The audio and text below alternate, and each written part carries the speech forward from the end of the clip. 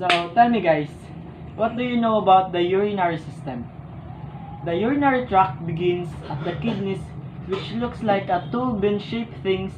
So the other components of the system are the ureters, the urinary bladder, and the urethra. So each kidney is about 4 or 5 inches long, or roughly the size of a large fist. Their position is slightly asymmetrical. The left kidney is placed a little higher than the right. The kidney's job is to filter your blood, remove waste, control the body's fluid balance, and keep the right levels of electrolytes. Kidneys filter blood to remove waste. That waste and extra water combined make urine, which is also called as pee. The kidneys does it with the help of tiny filters present in it. These filters are called nephrons. The nephrons is the structural and the functional unit of a kidney. Each nephron consists of a renal corpuscle and a renal tubular. A renal corpuscle is composed of two structures and functional unit of capillaries called the glomerulus, and the thin-walled sac-like structure called the Bowman's corpuscle, which surrounds the glomerulus. The glomerulus is actually a miniature or sieving device which consists of a tightly coiled network of capillaries. The urine enters the two small tubes, one coming from each kidney. The tubes are called the ureters. The ureter is a tube that carries urine from the kidney to the urinary bladder. In human anatomy, the ureter are tubes made of smooth muscle fibers that propel urine from kidneys to the urinary bladder and about 8 to 10 inches long. So after passing through the ureters, it then lead to the urinary bladder. The urinary bladder is a hollow muscular organ is in the pelvis just above and behind the pubic bone. When you go to the bathroom to pee, the smooth muscle of the urinary bladder contracts to push pee, then exits the said bladder into the urethra, which carries urine out of the body. The urethra is also a tube that connects the urinary bladder to the urinary meatus of the removal of urine from the body. In the human male, the urethra is about 8 inches or 20 centimeters long and opens at the end of the external urethral meatus. The urethra provides an exit for urine as well as semen during ejaculation. Tell me, Nerb, what do you know about the urinary system? Way too much! No, seriously, what do you know? There's some bean-shaped things and maybe some tubes? Precisely, and also imprecisely. You see, the urinary tract begins at the kidneys, which are the two bean-shaped things. The kidneys are organs the size of your fist that sit under your ribs along your back. Kidneys filter blood to remove waste. That waste and extra water combine to make urine, which is also called pee. Chloe? After the kidneys, it's pretty much just plumbing. The urine enters two small tubes, one coming from each kidney. Chloe? Those are called the ureters. They lead to the bladder. The bladder is a sac that holds the pee. Chloe! Right now, your bladder is probably feeling very full, since you look really stressed out about it. When it's time to go to the bathroom, the smooth muscle of the bladder contracts to push pee into another tube called the urethra, which carries the pee out of the body.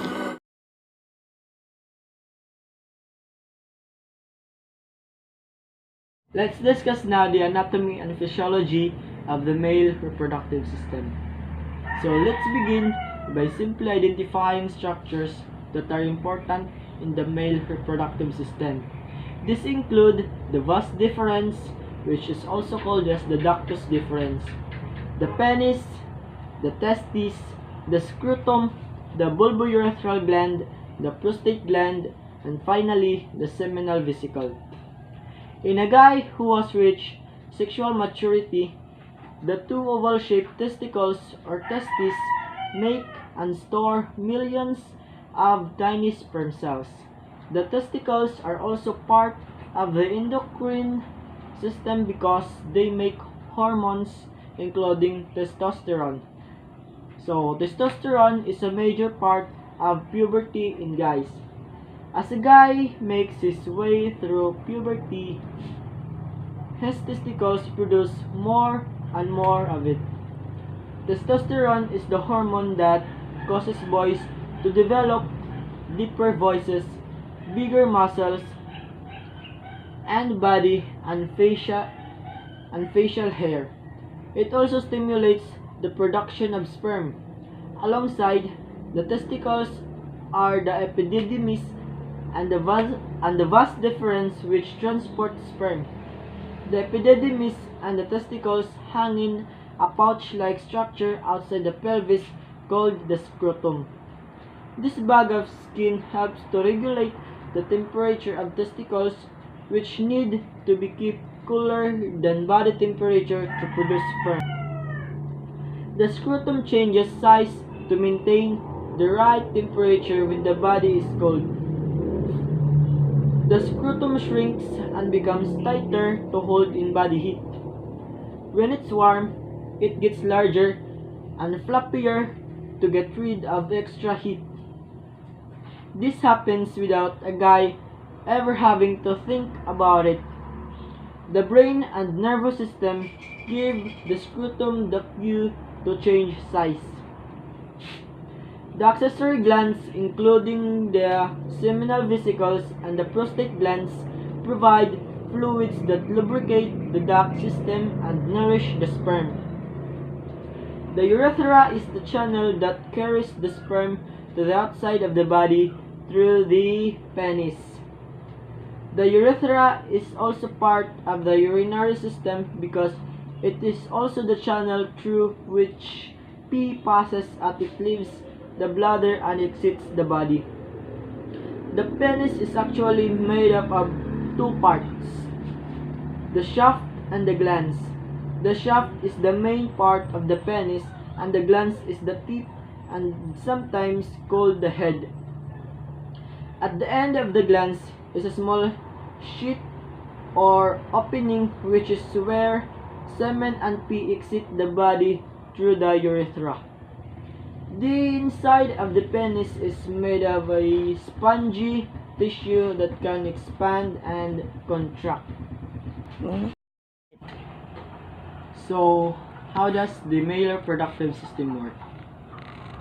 The male reproductive system makes semen, releases semen into the reproductive system of the female during sexual intercourse, produces sex hormones which help a boy develop into a sexually mature man during puberty. When a baby boy is born, he has all the parts of his reproductive system in place, but it isn't until puberty begins. Usually, between the ages of 9 and 15, the pituitary gland located near the brain secretes hormones that stimulate the testicles to produce testosterone. The production of testosterone brings about many physical changes, although the timing of these changes is different for every guy. The stages of puberty generally follow a set sequence. During the first stage of male puberty, the scrotum and testes grow larger. Next, the penis becomes longer, and the seminal vesicles and prostate gland grow. Hair begins to grow in pubic area and later on and the underarms.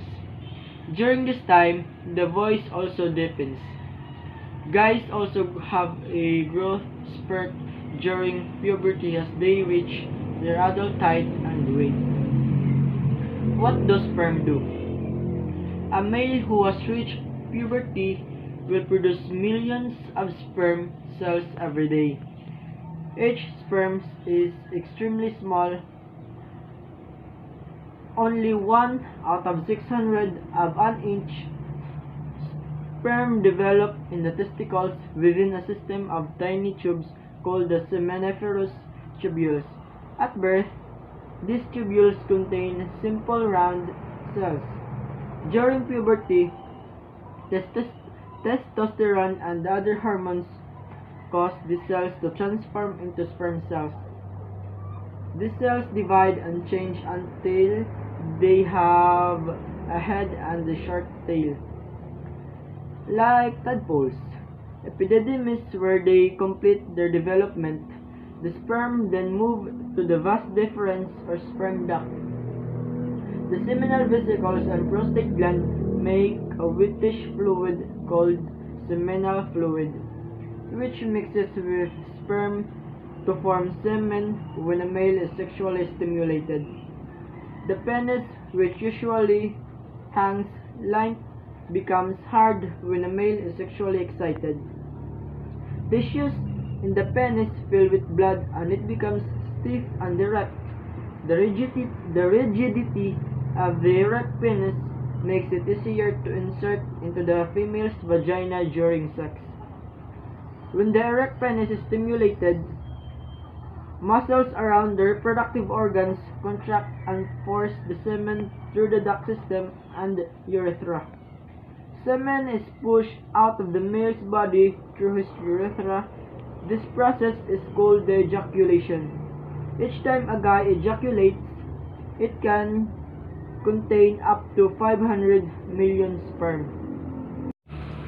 If semen is ejaculated into a female's vagina, millions of sperm swim up from the vagina through the cervix and uterus to meet the egg in the fallopian tube. It takes only one sperm to fertilize the egg. This fertilized egg is now called the zygote and contains 46 chromosomes, half from the half and half from the sperm. Genetic material from the male and female combine so that a new individual can be created. The zygote divides again and again as it grows in the female's uterus, maturing over the course of the pregnancy into an embryo, a fetus, and finally a newborn baby.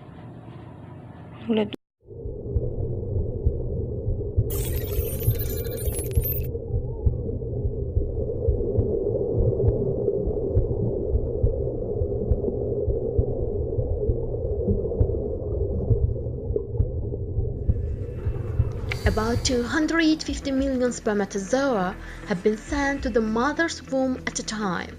This number is deliberately kept high because as the spermatozoa enter to the woman's body, they find themselves facing a lot of dangers.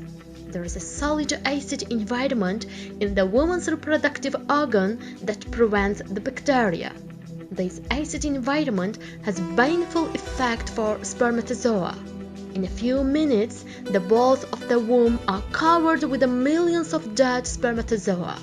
A few hours later, most of the 250 million spermatozoa die. This acid compound, which is the most important for mother's health, is so powerful that can easily destroy all the spermatozoa entered the womb.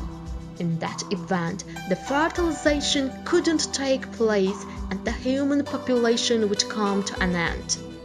But this danger has been prevented. While sperm is being prepared in the man's body, a basic component is added to the fluid that contains the spermatozoa. This component partially decreases the effect of the acid in the mother's womb. Thanks to this, a few thousands of spermatozoa pass the mother's womb and reach to the fallopian tubes. The spermatozoa travel all together in the same direction. But how do the unconscious spermatozoa find the right direction in a dark environment? How do they know where the ovary is no larger than a piece of dust? As a result of this, perfectly created system, the spermatozoa easily find the way to the ovary. The ovary gives the chemical signal to the spermatozoa, which are about 15 centimeters away from it. The spermatozoa direct the ovary with the signal. Two cells are quite strange to each other, communicate by means of this process. This reality is a proof that the ovary and the spermatozoa are created with the more suitable form for each other.